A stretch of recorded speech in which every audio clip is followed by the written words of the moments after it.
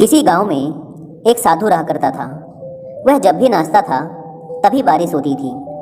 इसलिए गांव के लोगों को जब भी बारिश की ज़रूरत होती तब यह लोग उस साधु के पास जाते और उनसे अनुरोध करते कि वह नाचे। और जब वह नाचने लगते तो बारिश ज़रूर होती थी। कुछ दिनों बाद 4 लड़के शहर से गांव में घूमने आए। जब उन्हें यह बात पता चली कि किसी साधु के नाचने से बारिश होती है तो उन्हें यकीन नहीं हुआ। शहरी पढ़ाई लिखाई के घमंड में उन्होंने गांव वालों को चुनौती दे दी कि अगर हम भी नाचेंगे तो बारिश होगी, और अगर हमारे नाचने से बारिश नहीं हुई तो साधु के नाचने से भी बारिश नहीं होगी। अगले दिन सुबह सुबह गांव वाले उन चारों लड़कों को लेकर साधु के कुटिया के पास पहुंचे। गांव वालों ने साधु को सारी बात बताई। फिर उन लड़कों ने नाचना शुरू किया। पहले लड़के ने नाचना शुरू किया। आधा घंटा बीत गया। फिर पहला लड़का थक कर बैठ गया, पर बादल नहीं दिखे। कुछ देर बाद दूसरे लड़के ने नाचना शुरू किया और 1 घंटे बीतते बीतते वह भी थक कर बैठ गया।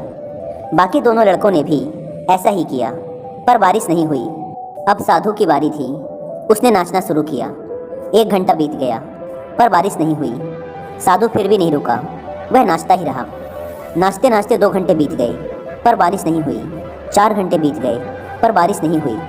लेकिन साधु तो रुकने का नाम ही नहीं ले रहा था। धीरे धीरे शाम ढलने लगी कि तभी बादलों की गड़गड़ाहट सुनाई दी और थोड़ी देर बाद जोरों की बारिश होने लगी। यह देखकर चारों लड़के दंग रह गए और तुरंत साधु से क्षमा मांगी।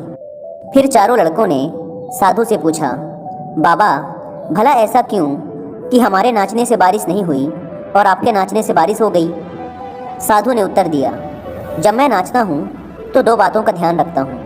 पहली बात तो मैं यह सोचता हूँ कि अगर मैं नाचूंगा तो बारिश को होना ही पड़ेगा, और दूसरी यह कि मैं तब तक नाचूंगा जब तक कि बारिश ना हो जाए। सफलता पाने वाले में भी यही गुण विद्यमान होता है। वे जिस काम को भी करते हैं उसमें उन्हें सफल होने का पूरा भरोसा होता है, और वह तब तक उस काम को करते हैं जब तक कि उसमें सफल ना हो जाए। इसलिए अगर हमें सफलता हासिल करनी है तो इस साधु की तरह ही अपने लक्ष्य को प्राप्त करना होगा।